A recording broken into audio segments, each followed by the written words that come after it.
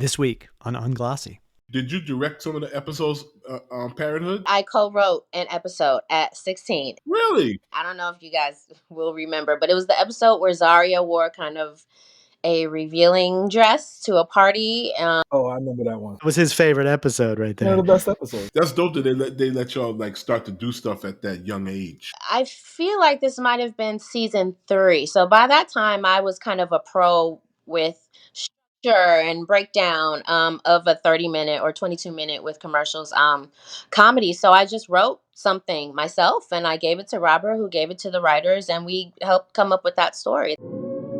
From the top. Yeah. I'm Tom Frank. I'm Mickey Factz. And I'm Jeffrey Sledge. Welcome to Unglossy, decoding brand and culture. I'm Tom Frank, partner and chief creative officer at Merit Creative. This is Mickey Factz, hip-hop artist and founder and CEO of Pendulum Inc.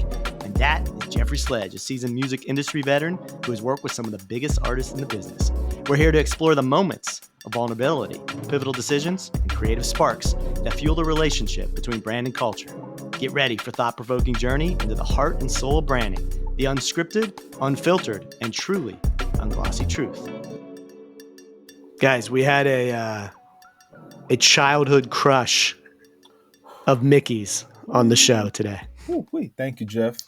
I got you, B. Yeah, we'll go get them. We had Reagan Gomez. She's like a top 5. That's like top 5. Yeah, legendary. In the 90s for absolutely, female child actors. Absolutely, top 5. Which is why T.I. put her in that video. I'm amazed. Yeah, I'm amazed though. 30 years she's been in the business, and she loves every bit of it as much as she did today as she did then. I like the transitioning, right? Her being an actress, co-writing an episode at the age of 16. Yeah. Now owning a production company, writing, directing, voice acting, like that's not easy to maintain. Not at all. I'm impressed. And apparently we're going to help her with a big show here. Yeah, I pitched that idea. Yeah, we pitched a few ideas in this episode, so stay tuned for those. Honestly, I really hope she takes that into consideration. That idea is fire, actually. That idea would even if it was just a 1-2 episode thing, it would just be like boom. Somebody would pick it up. And you're right? People would jump all over that because you're pulling on their childhood. Yeah. Remember. It's I have thousands of these ideas. Now, I want to be a voice actor on that show somehow. Nobody will have to see me. You'll be on the phone. Maybe I'll be the narrator. You'll be on the phone. Could I be the narrator? No, you'll be on the phone. I was gonna say he could be the narrator. He could be like the overarching connected. Omniscient yeah. voice that like, I control Hollywood. I'm gonna pick Zaria out and place her here, and then pick this one, and then you could kind of make it to where they run into each. I think that would. Oh man, this is a brilliant idea, Mickey. Man, I just hope she takes it serious. I think Jeff needs to stay on her about that. I don't know. I don't know if she kind of like understands that the reason why the MCU was so successful is because there were franchises, and there was separate franchises, and then bringing them together and interacting. And it, for whatever reason, people are always trying to bring together superheroes, but it's never been done with existing properties from a space where people actually love the characters. Now, it was done on the big channels, right? I mean, NBC used to have some crossovers between sitcoms.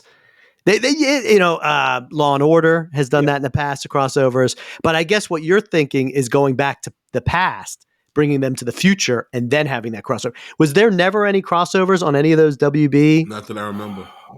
I remember. No, that's why this is such a big thing. Yeah, that would be.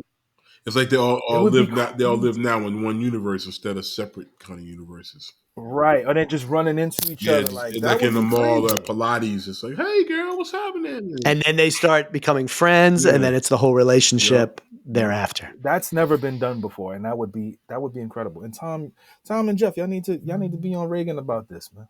I'm gonna follow up with her. I'm gonna step to her about it. Don't worry. I'm gonna step to her about it. Don't worry. I got you. All right, guys. All right. Let's do it. Reagan Gomez right here, right now. Unglossy is brought to you by Merit Creative. Looking to skyrocket your business's visibility and drive growth? At Merit Creative, we solve your brand and marketing woes. With big ideas, decades of experience, and innovative solutions, we'll draw in your target audience and keep them hooked. Remember, creativity is key to success. Partner with Merit Creative and unlock your brand's potential. Learn more at meritcreative.com. And now, back to the show. All right, guys. Today we are welcoming American film and voice actress Reagan Gomez. Reagan is well known for her role on The Parenthood at age 14. That's impressive. The Cleveland Show, Steven Universe, and Queen Sugar. Reagan was born in Michigan, grew up in Philadelphia. She now lives in LA, writes feature films, and has her own production company. Right. Mickey, I know you're excited about this one. I'm super excited. Let's get right into it. Let's get into it. Tom, you keep saying Michigan. You got to say Detroit. That's right. Detroit, not Michigan. I got to say Detroit, not just Michigan. All right. Detroit. Both my parents are born and raised in Detroit. They are Black baby boomers from Detroit. They're very proud of that. So that's right, Jeff. All right. Detroit. I stand corrected. It's so cold in the D. So speaking of your parents, though, you got to tell us, like, how does a kid from Detroit, father in the medical field, mom in the police department, how in the world do you end up on The Parenthood at age 14? Well, I mean, my mother is the creative. She went to Cass High School, which is a performing arts high school. It's very famous in Detroit. Aaliyah went there. A lot of famous people. I think Aretha Franklin went there. Ooh. So it's like one of those schools. So my mom was the creative. And when we moved to Philly, I became a member of Freedom Theater, which is a prestigious, historic Black theater program in Philadelphia. Erica Alexander went there, Boys to Men. That's where I learned my acting chops. And then Philly is right next to New York. So I started working in and it was the summer I graduated 8th grade. I'd been doing so well in New York. And my mom was like, let's go to LA for the summer to see what happens. And I wound up booking The Parenthood that summer. And we moved to LA that summer. That's how. That's crazy. How does that happen, though? You show up in LA. Yeah. How did you get it booked that fast? I don't know. I don't know. And it's I've come to peace with it. But as a kid, I can see actors older than me. Whenever I would tell that story as a kid, them being like, "Oh my God!" Like, you got to be kidding me. I did years. It takes people decades. But yeah, that's definitely how it happened. Now, being in the business 30 years now, I know how consistent the business. Jeff, the music business is the same way. It's very inconsistent. But yeah, that's how I started, and I'm very thankful to still be here. Okay, so Zaria, right? Let's get right to it. Let's get right to it. Right. So before we even get started, right? Tom has been taking, certified lover boy, certified pedophile shots at me because you were 14 and you got on. Okay. And I'm telling him like, yeah, she was, okay. But I was 12. I know, but the way he was describing it as a 40-some-year-old man seemed a little weird to me. But I was 12. Okay. Right? So look. Yeah, go ahead. So like now, as a 12-year-old kid, preteen, I watched, obviously I had, as our hormones raging, we have crushes on Lisa Turtle, on Saved by the Bell. Not a lot of black underrated. Lisa Turtle's underrated. That's true. Right. It wasn't a lot of women that black kids could have crushes on, right? So we had Lisa Turtle. We had I wasn't really into Laura. Tatiana Ali, Fresh Prince. Tatiana Ali, yeah. But I wasn't really into Tatiana. Laura was kind of mid. I mean, she probably Laura very nice was person. Kind of mid. She was very old. She was like it was Myra. It was like Myra. I was into Myra, right? Rest in peace to Myra, right? Yeah. But then The Parenthood comes out. And I'm like, okay, what is happening here? Right? And I liked the show for two reasons, right? Obviously, you were on the show, but I was a fan of Robert Townsend from Media Man. Yes. from Media Man, right? That was a great movie for me as a young kid. Mm-hmm. So talk to us about your transition as a child actress, right? And I'm this is pre-internet, so I'm sure. Did you have a fan club? Were you getting letters from Oh yeah. guys? Talk to us about that. How you were able to kind of deal with that as a young woman at that time. Well, I mean, my mom was in control of all of that. I definitely was receiving fan mail. I did not. None of it got to me. None of it. My mom is from Detroit, and she's an ex. Came out. That's right. A young daughter. She was not playing no games. So none of that came to me. But I'm very much aware of how much the show meant to people, how much the characters meant to people, how much Zaria meant to people. People come up to me all the time and say they named their daughter Zaria or they named their daughters Reagan. That's cool. So, and people are always talking to me about the show. And now, being in 2024, when we're kind of in the middle of representation and wanting different stories from different communities, underrepresented communities, like that's my foundation on the Parenthood, on the WB, and on. Yeah. We have Black writers, we have Black directors. It was very easy to be an actor on a show and then move up to also direct the show. So that's my foundation. But I'm happy to hear that. It's nice to hear how much Zaria meant to people. She means a lot to me. So right now, there is talks about a lot of these 90s shows having reunion shows. Yeah. Have there been any talks about a Parenthood reunion show for you guys? Well, Suzanne Douglas passed away, I think 2 years ago, who played our mother. Right. She passed away 2 years ago.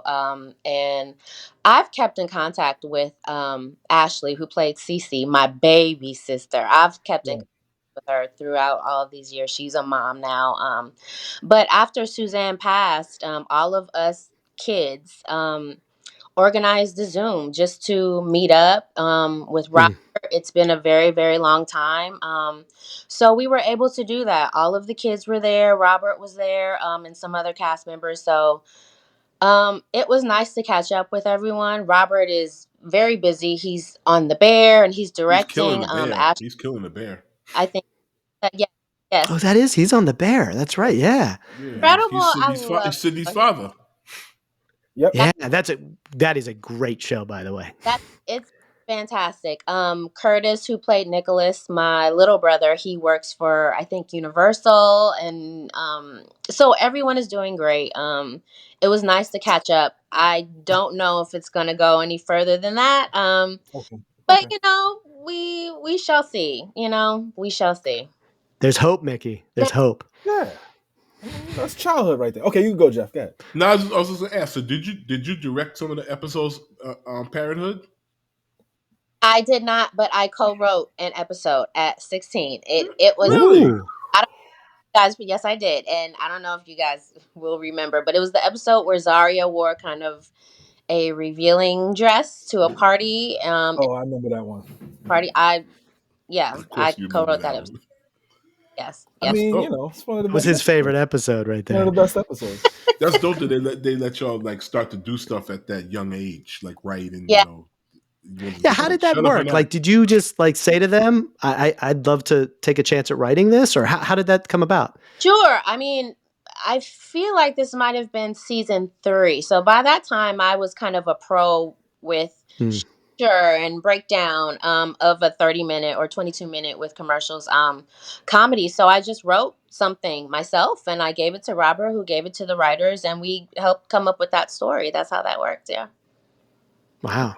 I want to skip around a little bit because I want to talk about Steven Universe, which is such like a cult classic show. Like people, like how did you get involved with that, and like how did you get involved with the voice acting just in general? Because people, I'm not an actor, obviously, but I think people think that's probably an easy transition, but I don't think it's anywhere near as easy as people think it is. It's definitely not. I started voice acting in the first place because when I was, pregnant with my daughter, I wanted to do voice acting, and I thought that would be the perfect time to start. It took me a while to get a voiceover agent, which was kind of funny looking back. But people have always told me that my voice was like people remembered my voice. So one of the first auditions I went on was for the Cleveland show. Everybody was there. I don't want to say, but a lot of A actresses lot were of in people the were room. there. Mm-hmm. Yeah, I went. And I had what I thought was a great audition. And that was it. And like a month later, they called me like, "You got the show," and I had no idea. I never done a voiceover character before, and I didn't realize how big Family Guy was. Yeah. So when I went to my first Comic-Con for the Cleveland show, that's when I saw, oh, this shit is big. It's not just about cartoons, it's comic books, it's anime, it's this whole Merch. world. So yeah, and they offered me the role on Steven Universe because Lamar Adams, who was one of the writers on the show, he liked Roberta on the Cleveland show. So that's how I got Steven Universe. Yeah, and I had a great time. That's dope. The Cleveland show, is that still running? No, I think it did like 2 seasons, maybe 3. I think it did 4, but then I thought that came back at some point. Maybe it didn't. We did 4 seasons, and we are still in syndication. We're in syndication. Oh, so maybe that's why I'm seeing it. I've seen it a lot more lately than I have in the past. Little residual check coming through and shit. That's nice. You something I had no idea. Yes. And yes. That's got to be check came in the mail, and you was like, "What?" Bro, that's got to be the greatest thing ever, right there. Residual checks. And our show was only 4 seasons. Can you imagine The Simpsons? Oh my gosh! Are you kidding? It's crazy. It's really crazy. Yeah. So the Parenthood is not in syndication? No, we are on HBO Max. We kind of bounce between like TV One, networks, Bounce, That World. Sometimes they'll do. It's because the UPN doesn't exist anymore. Is that the reason why? UPN doesn't exist. The WB doesn't exist. WB doesn't exist. Ah, I see. Do you have any say in that, or you just sit back and whatever happens, happens? No, I don't. No, you just watching it, but like, let's say one day, for instance, it does get into syndication or Netflix picks it up. I mean, are you rooting for a certain thing like that would be better for it than not? I mean, even with Netflix, you remember we all had to go on strike last year because being on a Netflix or something didn't mean that you were guaranteed any residuals. So process. But look, people love the show. I would love for the show to be available so people can watch it. I'm here for the show for whatever folks want the show to do. I'm here for it. Yeah, for right. No. I mean, I think it's incredible that the Cleveland show in general is in syndication. And then the more I think about it, when you travel and you go to like a hotel and you turn your television on, 9 times out of 10 it's going to be TNT, TBS, FX, and they're going to have shows like the Cleveland show. So that's how that syndication happens. And primarily, a show like The Parenthood probably wouldn't make it to that space. So I kind of understand and I get it. I mean, it's a different time. TV, my kids don't even watch live. I know. It's a different. It's a different time, and like The Simpsons is still on, syndication, which is insanity. It's just different. It's just a different time, especially the places that house black shows from the 90s. Like there's not a lot of space, I think, other than streaming.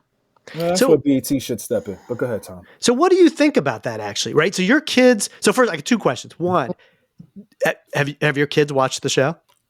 Like, do they know Mom was on that show? They know the Cleveland show and they know Steven Universe. Because my daughter was around when I was on the Cleveland show, and she and I love Steven Universe just as fans. Yeah. Yeah, so they know more of my voiceover work. They've seen The Parenthood? They've seen it. They know that's me, and they know it's me because people send them TikToks, or they'll send me TikToks of like fan cam put together of me in the 90s. So that's how they know me from the Parenthood, but they are not actively going to. They're not actively. Watch so what do you think then of this whole idea that like you grew up in an age where you were on a channel, right? It came on at a certain time every week. We don't do that anymore. Like people, like your kids, my kids, if I got rid of any kind of cable or anything, they wouldn't even blink an eye. It's all about YouTube and Netflix and Hulu and everything else. Like, I mean, I don't know. How do you, it would have been a very different era coming up in that, in that world than it was probably in your world. I feel like you have to, for instance, I don't want to give up cable. I don't ever want to give up live TV. I just never would. So I think it's up to me to make like me and my kid watch House of the Dragon. We're not watching on HBO Max. We're watching on HBO at 6:00 or 9:00 when it comes on, so we can watch with everyone else in the country right now. So I think it's as parents, like you kind of have to teach them like this is also cool too, you know. So I mean, but they live TV. That's interesting. Real quick, what are your favorite? What's some of your favorite shows now that you watch? I was going to say too, Abbott Elementary is kind of keeping with that. Yeah, it is. Yeah. So, I think that's important. But we just finished Interview with the Vampire, which that show came out a while ago. It was really good. It was really, really good. We're doing The Bear right now. There's this show. Love The Bear. Netflix called Supercell. It's an African show. And fire. Supercell's fire. I gotta watch that. I gotta watch that too. Yeah, we're supposed to start that today. We're doing. You have it scheduled out. Yeah, I have to. Very kind of. I'm a mom like that. I gotta. If I want to get it done, I gotta schedule it to make sure it gets done. Yeah. Mm-hmm. So can we go back in time a little bit? Because I'm curious to know. Child star. Parenthood is done. Like, how did you make? Like, how was that a difficult transition from child actor as you continued to grow up, and how did that work? I don't know if it was difficult. I feel like I got a really great education on the business, on the Parenthood with Robert. You know, back in those days, they hired a lot of Black comedians from back in the day, so we were getting real stories and like real like information, and they wanted us to do well. So I feel like I got a really great foundation. But in those times, like my early 20s, that's when I did Carmen with Beyonce, and Mos Def, and you know, for MTV, and I did Undressed, and I did, you know, the 70s show and ER. I did a lot of guest star work in my you did Soul Train too, didn't you? Yeah, that was early. Yeah, that was early. That was earlier. So how was that? How was Soul Train? That? That's crazy. It was awesome. I think Immature performed that episode. It was awesome. Yeah. Wow. You a good dancer? I've been around a minute. Yeah. You know, you that's a pretty cool thing to have on your resume, though. Soul Train. I don't know where any of this. I don't even have that episode. People will send me clips and stuff. Like someone sent me a GIF of me outside and Little Kim walking past me, and I'm looking like, oh my God, I don't even know where I was. Wow. So, but there's a lot of moments like that I don't remember, that someone will send me a clip and I'll be like, oh yeah, I did do that. Okay. So who I'm not going to try to get messy. So who were a couple of your besties actresses back then? Who you tight with? Oh gosh, all of them. I've known Megan Good since 1994. She was on a show called Cousin Skeeter. I played Cousin Skeeter's cousin. So that's right. You were on Cousin Skeeter. And she got started on Megan for 30 years. I've known Gabrielle Union for like 30 years. Like, I mean, all of them. Tashina, Arnold, Tish, they were all, everyone who was around. I knew them. Because it was a circle. I knew them. That circle, you always doing that thing. Wow. Hollywood was so fun. We all knew each other. Yeah. What are your feelings about how Hollywood has changed so much since then to now? Like the like Mickey said, the the lack of black shows and just the streaming thing. Everything is just different. It's okay. It's like with music. It's just different. How do you feel about it? Everything changes. That's the only constant. Everything is going to change. But I feel like I remember when, because I was on a UPN show in 2006. I was on a show called Love Inc. with Holly Robinson Pete. Our show was on UPN. Ooh. We were the last season of shows on UPN before they folded with the WB into the CW. So our show was cut. Okay. I remember that time, and I remember how getting rid of UPN and the WB, a lot of black creators, especially a lot of black writers, were out of work. So I remember that time. But we came back, and we came back with Scandal. And we've been doing How to Get Away with well. Murder. It's always going to be a struggle. It's always going to be a struggle. But I think now with social media, I feel like they can't hide that kind of thing anymore. They got rid of WB and UPN in 2006, and people didn't get a Girlfriends finale. And the network was able to ignore those people. They can't do that now. They can't do that now. So it's always a fight. They're always gonna want to pay you the least amount. They're always gonna wanna not give you opportunities. But I feel social media gives people more, I guess, of a say. It gives people more of a say, so they can't hide those things anymore. So it kind of just is what it is. Just like music, you gotta adapt. Things are always changing. You gotta adapt. Yeah, So now you said Scandal. Now I just binge watched Scandal for Yeah. like 2.5 months Mm-hmm. recently. So when I wash dishes and I cook, I will put it on. Mm-hmm. So were you working on Scandal at any point in time? No, I wasn't. I remember when Ava DuVernay directed her episode, I went to that screening, but no, I'd never been on Scandal. No. Oh, okay. I was just double checking because I was like, I don't remember seeing you on Scandal. No. let's But talk. I Let's mean, talk. when Scandal changed it for black, especially black women actresses, then you started to see more shows starring black women. So yeah. Right. True. Okay. Let's talk about Queen Sugar. Okay. We're gonna skip around. We're gonna go all over the place. But matter of fact, no. Yeah. Actually, before we talk about Queen Sugar, I've talked to you about this before, but I know Mickey want to talk about this. Let's talk about your video run. Okay. The what? The The video run, videos. the Ti video, and Oh yeah. So you want to ask a question? Or you want me to go? I know you said You could go because then after you ask that question, I gotta bring up one of the joints. It's on Okay. you. So the Ti video, I'm assuming is the most famous video that you've done, like the biggest, or Maybe I feel like that or Sorry 2004. Mm-hmm. Stutter, since he won American Idol that year. I feel like Whatever You Like is the most famous hip hop one, but I get the Ruben Studdard one all the time too. really. And how was it? Mm-hmm. How was it acting in videos as opposed to doing sitcom or work? I think for the videos, it's about fantasy, so I got to look pretty. I got to look beautiful. I mean, I think that was kind of the biggest difference. Whereas if you're a character, you're supposed to be a regular person, not necessarily gorgeous or fabulous or Yeah, whatever. So, You're not glammed up. yeah, exactly. But you show up to a video and they've hired you. You know what you going there to be. You going there to be fine. You going there to be eye candy. And you're kind of going there for them to not worship you, but let you know, like, you one of the girls. You're You it. one of them One of the ones. it girls. Yep, Yeah. that's right.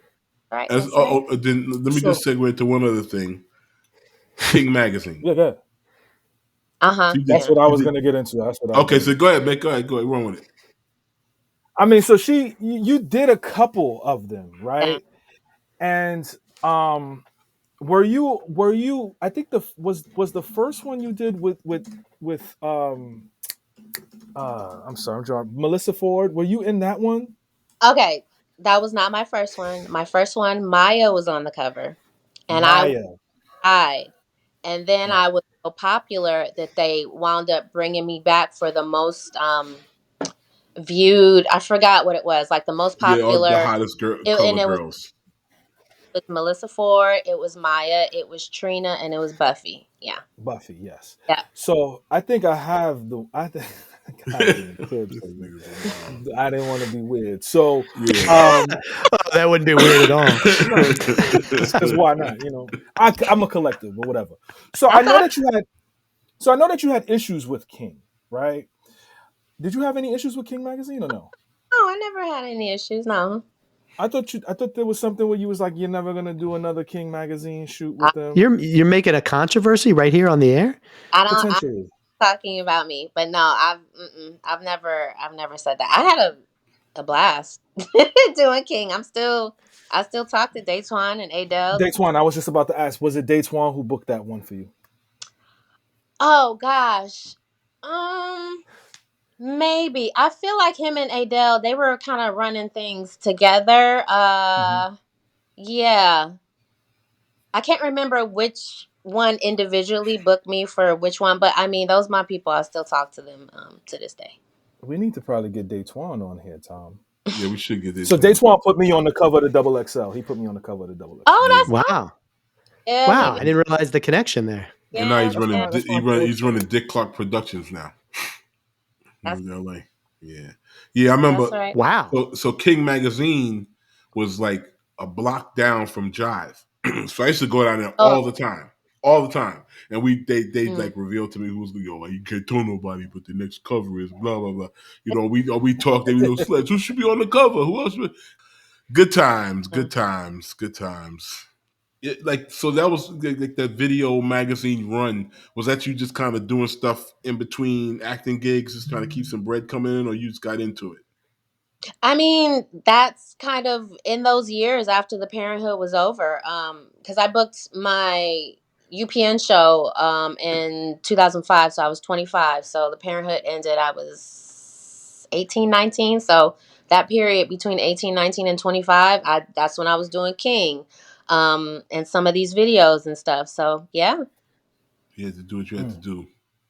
So let's Mm-hmm. talk a little bit about Queen Sugar, which is now off the air, but it was a monumental show. It really was. Like it was very expensive. They filmed it on film, so it looked beautiful. Ava DuVernay, like you said, she, was her creation. Talk about your experience there. And you played Oh Tom. man. Tom probably doesn't know this. So in this show, Reagan played a lesbian, Yeah. Yeah. I and was I did not know that. one of her love interests, played by the amazing Rutina Wesley. mhm. I had a ball. I guest starred. I was recurring in every season, I believe, since season one. I had a great time. I'd never been to New Orleans, so Oh really? time I go to New Orleans, yeah, I'd never been to New Orleans, but because of the show, I was there all the time. So every time I go to New Orleans now, I'm gonna think about Queen Sugar. It was such an experience. The cast, I just really, really loved being on that show, and the fact that they had only women directors on that show, and Ava was really, that was very important to her, and Oprah. They had only women directors on that show, so to be back there, that was that experience kind of was the closest to the Parenthood, or being on like a Parenthood type set. I would say Queen Sugar felt very much like that. So I had a Like a ball, and family type of energy. I love my Yeah. character. I wish she would have ended up with Nova, but I thought she should have, but I thought Doesn't I always really work out. I thought at the end like they were gonna link back up at the end. I You know. that too. That's all right though. But I had a great time on the show. Yeah. Yeah, for sure. So was there anything that you auditioned for that you didn't get that you would have loved to get? I Well, mean, apparently she gets everything she goes in for. This is amazing. or not even. I used to be that girl back in the day. To book 3 auditions in a day. I've done that before back in the day.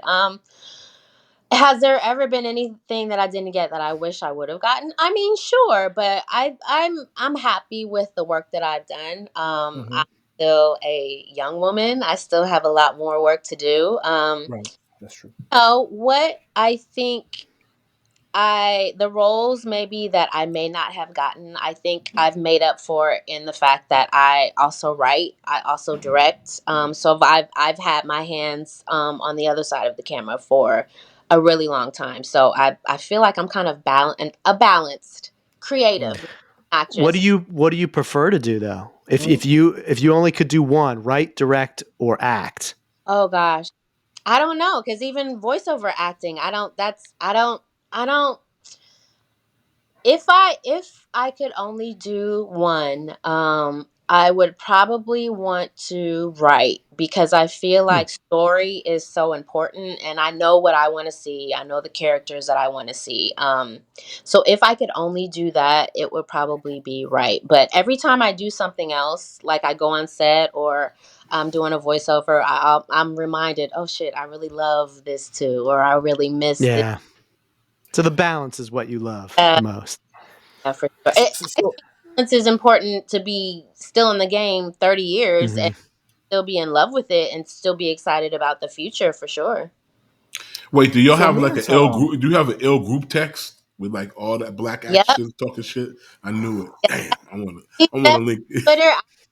I met you on Twitter. I met a lot of Yeah, other people on Twitter too. Definitely do. Yes. I know there's an ill group text out there, boy. Woo. Yeah. There So is. me and Tom, we were doing some work with Alicia Keys's production company for her project. What was the name of that project? I have a big picture of it right here. Uncharted, the movie. Uncharted. So Play? with that, No, it was actually a movie that it was about Alicia Keys ran a songwriting. songwriting camp, and they filmed the entire process with the idea that it was all women, all in a studio, and the goal was to make music.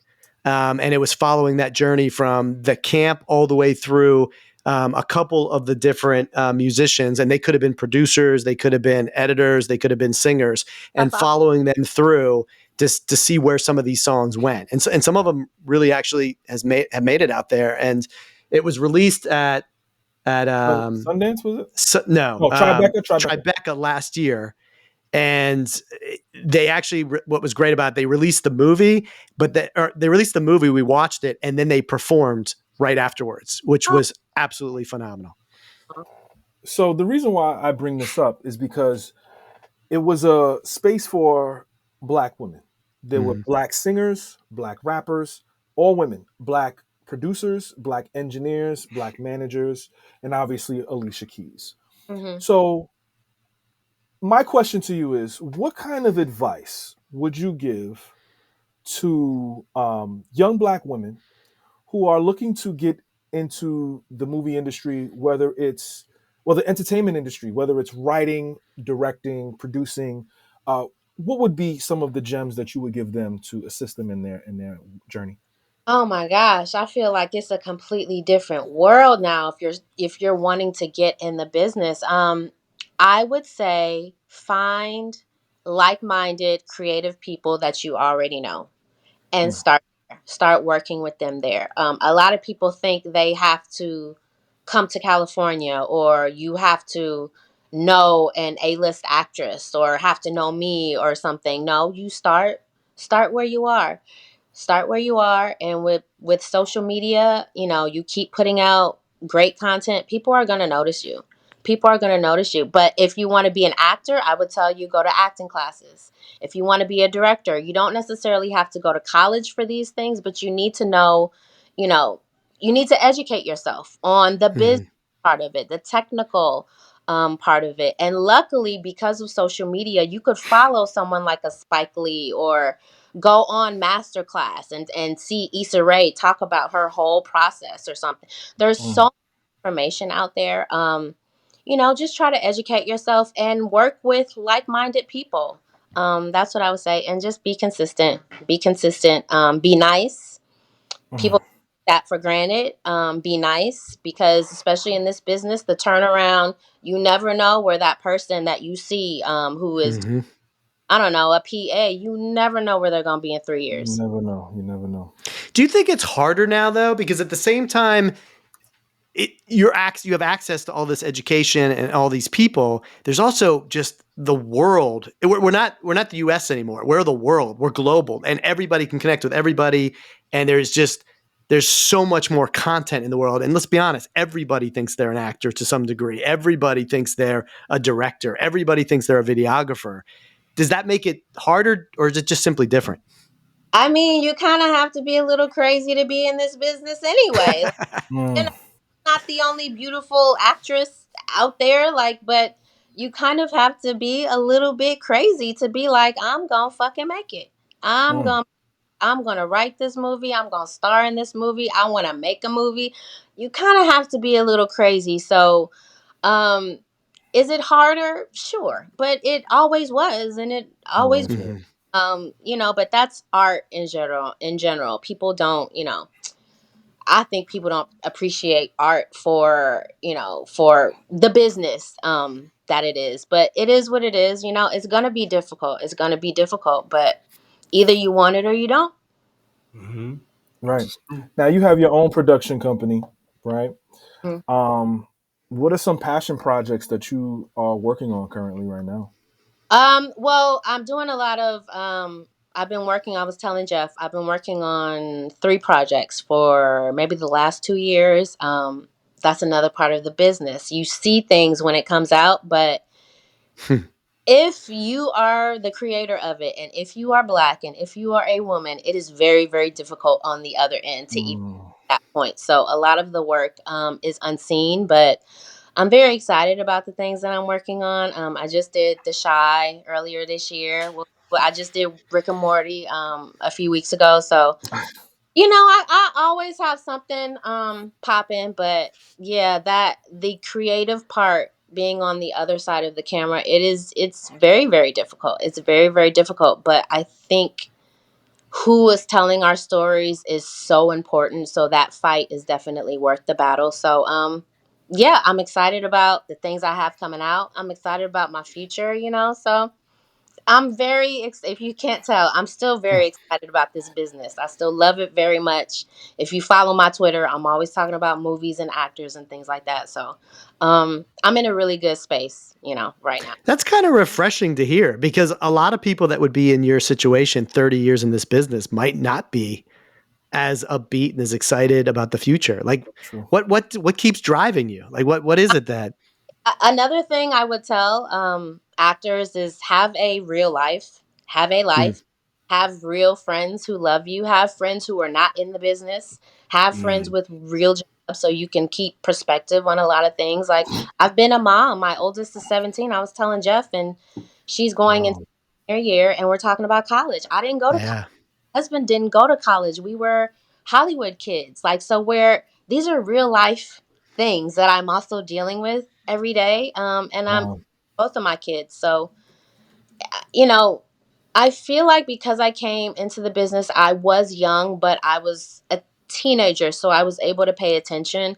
I feel like seeing Robert still out there working, Angela Bassett, all these people who've had these long careers. I mean, the business is like this. You have to have your real life to kind of maintain throughout it all. And as long as you're consistent, I mean, you're gonna work. That's just how it is. Yeah. I love it. I love it.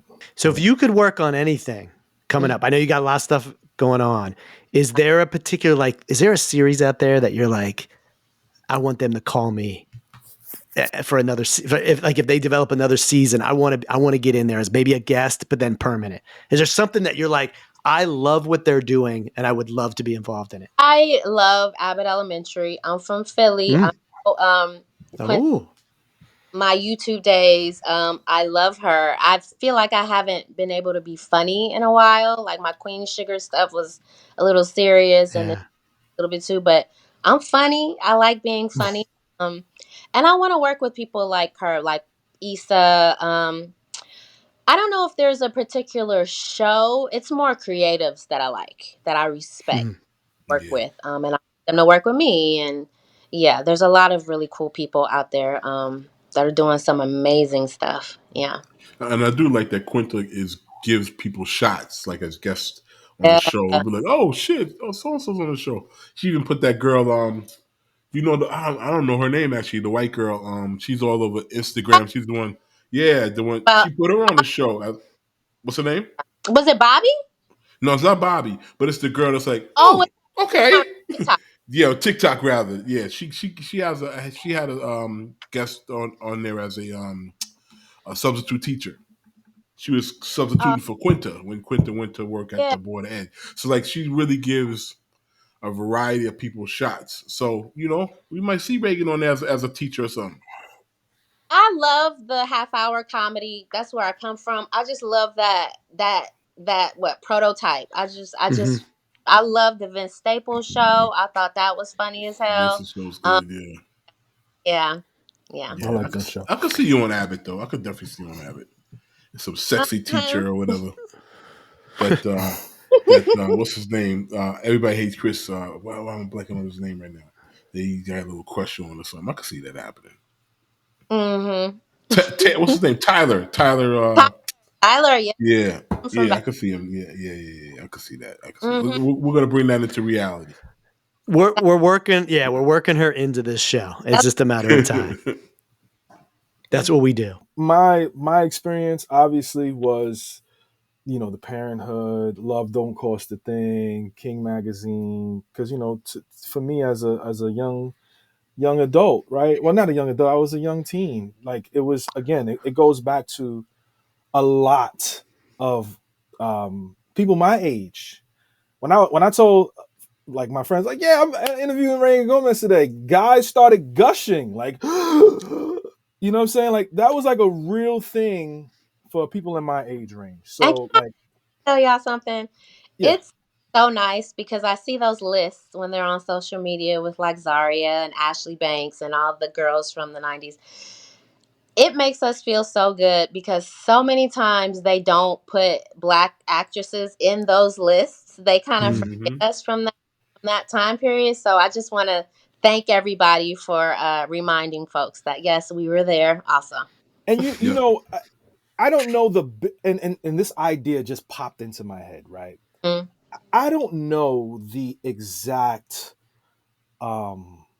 legal jargon that goes along with the ownership of a character, but I think that the same way the MCU brung together everybody for the Avengers, y'all need to bring everybody together. Cool. Yeah, all the day, like a complete crossover. That thing would, like, could you imagine Ashley Banks older, running into Zaria older, running into the Megan Good from Cousin Skeeter, and then you kind of continue that story, but just call it like the 90s. That would be insane. Somebody needs to make that happen. I don't know if you guys have seen, like, everyone still looks great. Tatiana. Megan could you legally do that? Like, let's say you wrote it. Could you and you could you do that with all those characters, even though how would that actually work? I think she can do it on YouTube. I'm not sure if it would get picked up by like a network. I think the characters and the intellectual property. The idea that all of us are still around and we still look great. I mean, somebody needs to do something with that. I like it, Mickey. Oh yeah, it would break the internet. It would literally break the internet because you got to remember, these are people. When people have childhood attachments to people that they looked up to or listened to or watch, they stop everything. So now not only are you kind of grasping at the people who grew up on you, but now you have the newer generation looking like, oh, look at them, and on TikTok. But I think a YouTube series like that would just whoosh, and you can make a lot of money on YouTube doing something like that. No, real. You're right. All right, you already got the group chat. You already got the group chat. I think now you got four. Now you got four projects instead of 3. I like it. How do we want to stay involved somehow? Don't forget about it. He can watch it. I want to stay involved. I'm in. Attorney, reach out to your attorney, and we'll I just want to be on set. I just want to just inhale everything. Just no, you can be on set. I want to be behind the scenes somehow. Okay, brother. All right. Yeah. That's funny. Well, Reagan, thank you. It has been an absolute pleasure to meet you. This guy's still gushing over here. And Jeffrey, thank you. Thank you for bringing us Reagan Gomez. Glad we were able to work it out. Absolutely. Today. It was dope. And best of luck on all your big projects coming up, including the big reunion that we're all going to be involved in somehow. There you go. So much. I appreciate it. All right. Cool. That's Reagan Gomez.